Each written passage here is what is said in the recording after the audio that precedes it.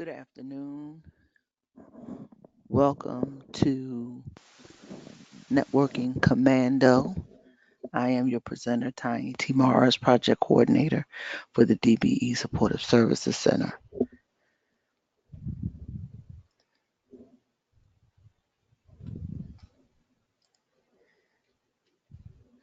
So, background on a quick overview on what we're going to cover in the Networking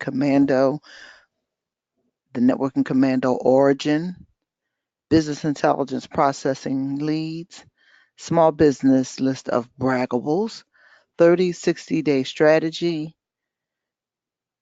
bus companies do it best, 90-day strategy, association value, and build a good reputation. So let's jump right in. So the origin of the networking commando comes from the responses that we received from the DBE needs assessment survey. What most hindered your ability to quote a PennDOT project? And these were 43% of the respondents cited a lack of prime contract their networking opportunities. So the goal of the networking commando is to apply mission command techniques to the daily operations of the small business owner. So we suggest the following solutions to alleviate networking hindrances: business intelligence, 30, 60-day strategy, 90-day strategy, and association value. So we're going to ask that one of the things that we recommend is that you have some tools. You have a toolkit that includes a binder, a place where you keep those networking references, business contacts, a way of tracking how you have made contact with those that you want to do business with. Number two is your capability statement, which we will be more than welcome to help you to put together if you do not have one, and a 5x4 postcard, which I'm going to come back to later.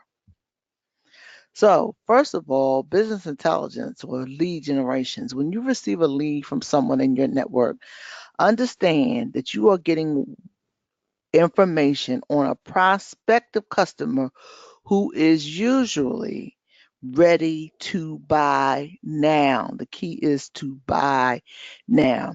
The prospects are generally known to the person who gave you the lead or referral, or even if you meet someone when you're out networking and you share your business card with them, that is an opportunity, and you must to understand that they are looking to buy from you now. So this generally results in cost saving to you, i.e., it's less time for you having to acquire a lead or a new customer or to spend money on advertising.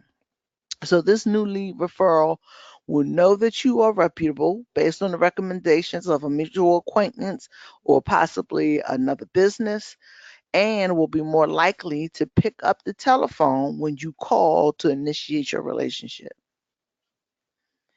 So here's a list of some braggables. I love that word, braggables. So list the strengths of your team and highlight them in your promotions.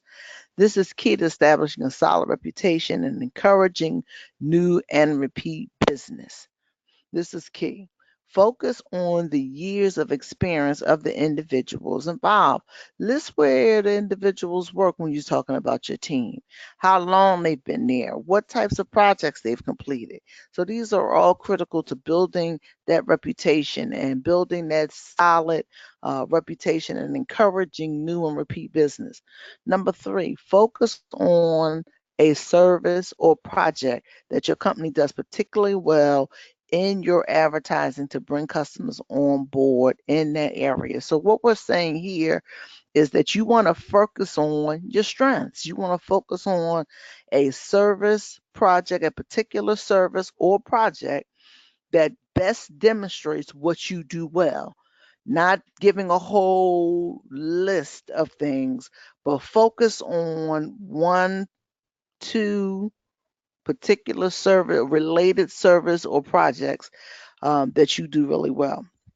Discuss your company as an expert in a particular aspect of construction or a special niche in construction, real estate, marketing, whatever it is, what your niche is. You want to really discuss, tell your company story as an expert in that particular aspect or area. Developing a specialty helps make your brand memorable and sets you apart from the competition. Once you've targeted your prospect or prospects, distribute your firm's capability statement. Your capability statement will serve as an excellent introductory document for distribution to prospects and others before doing business with them. So, the capability statement is like your resume, it is like your brochure.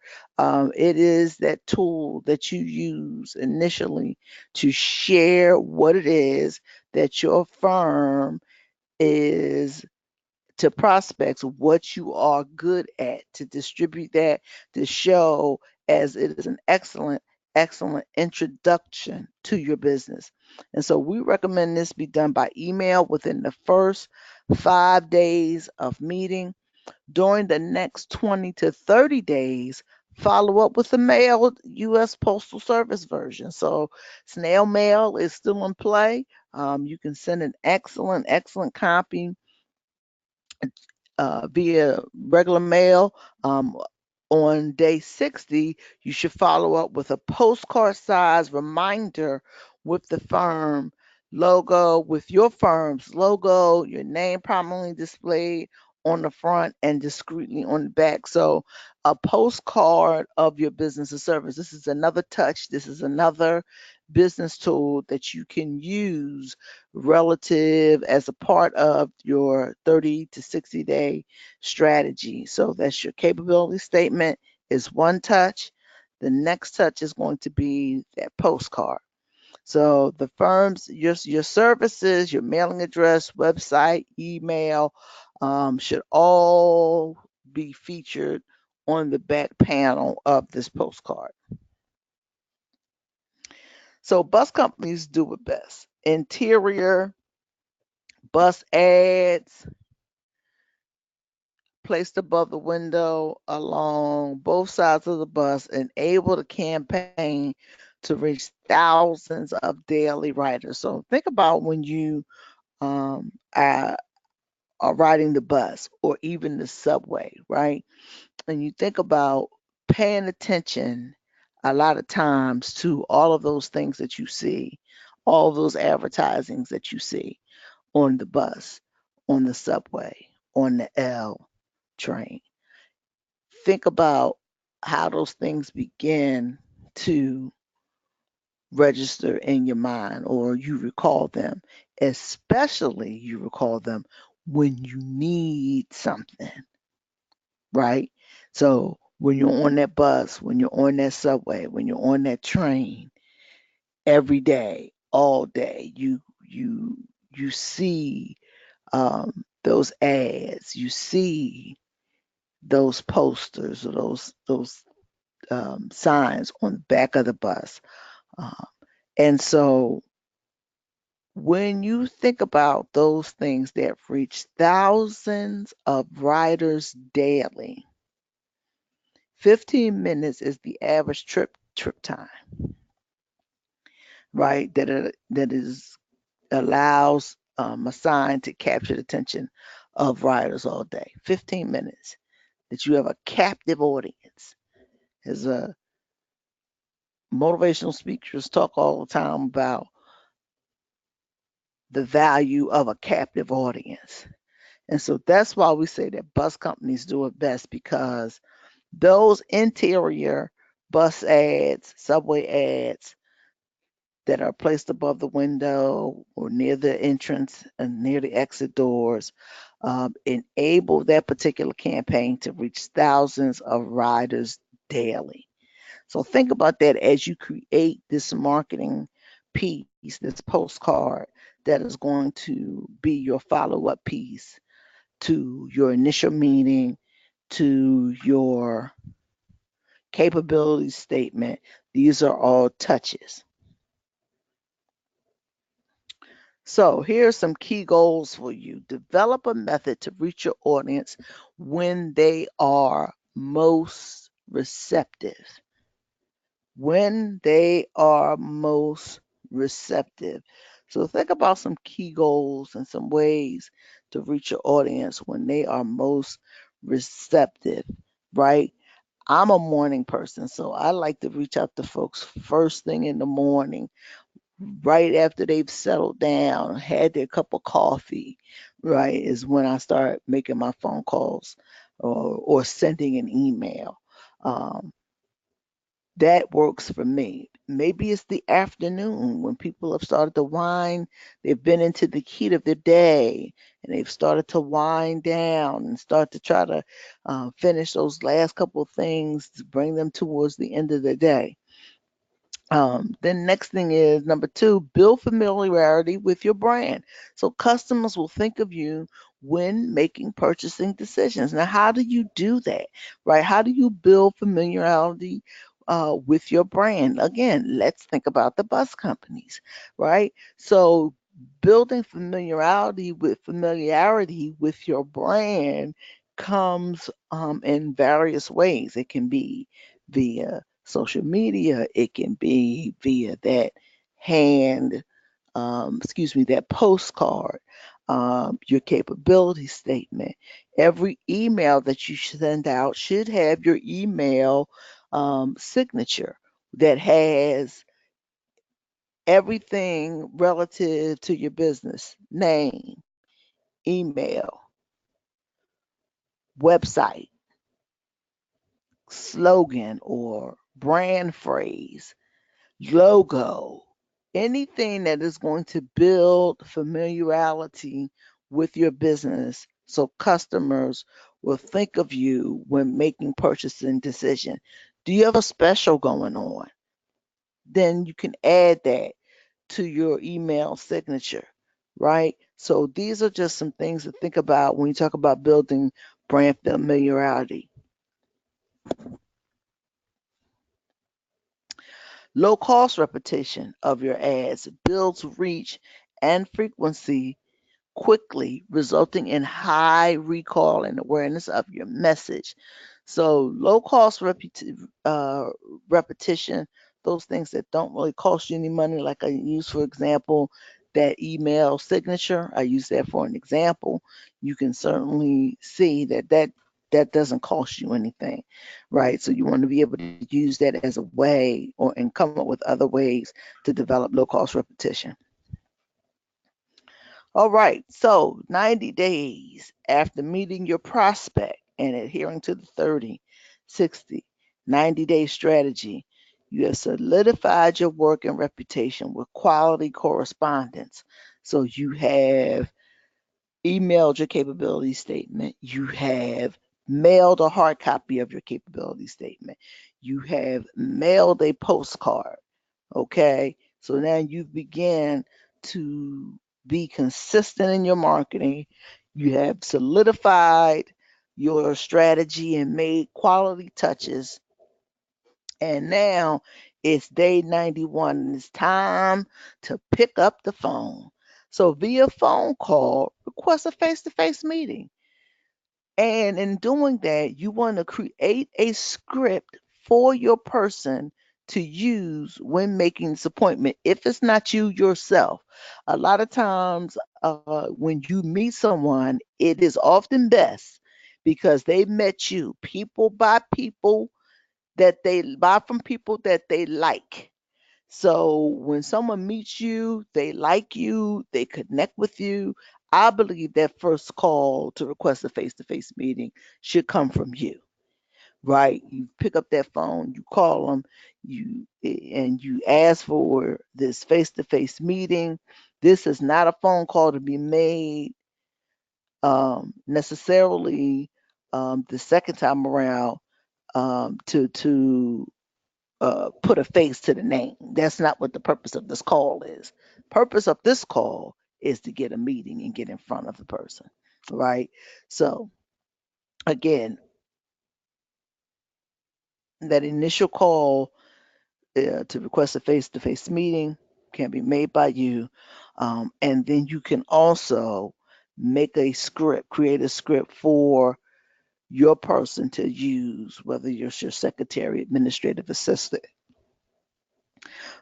your sales and marketing person that can make the next call, to make a call, to make that call for you.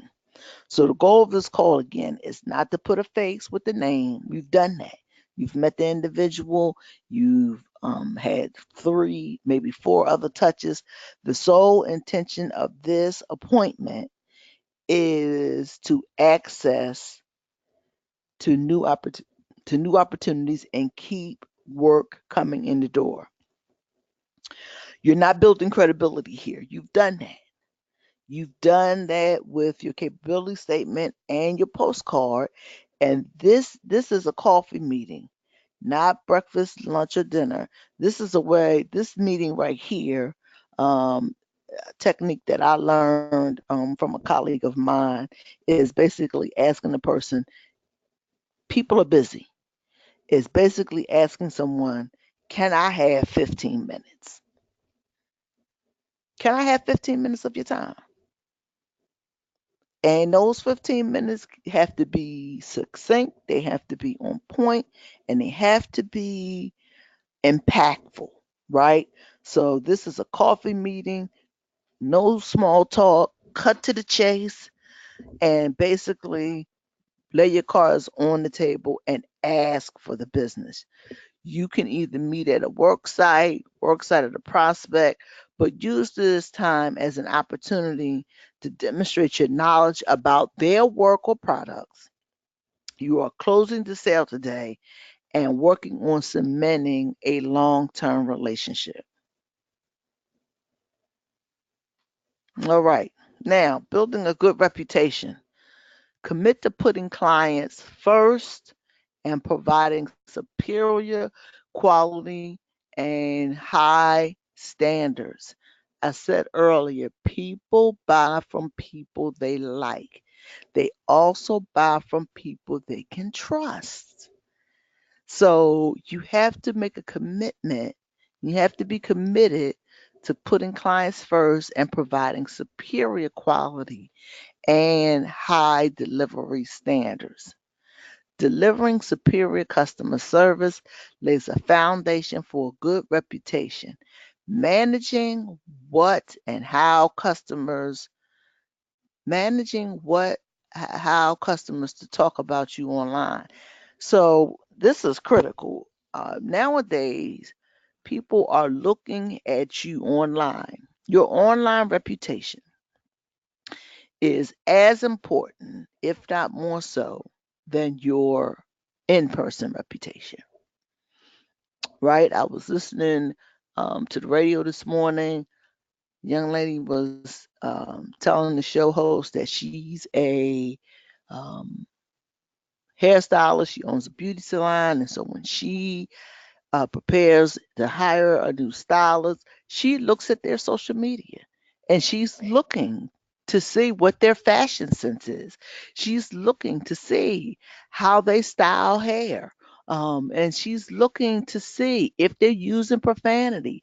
So these are the things that you have to keep in mind relative to your online reputation so that you can manage how customers talk about you online. You know, there's Yelp and all these other ways, Google, that people talk about a business online. And so you want to be able to manage that. How you manage that is by delivering superior customer service.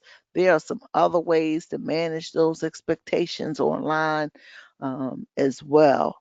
Preserving your brand's reputation, make sure your team knows your brand's core message and understands what image is to be projected at all times to customers.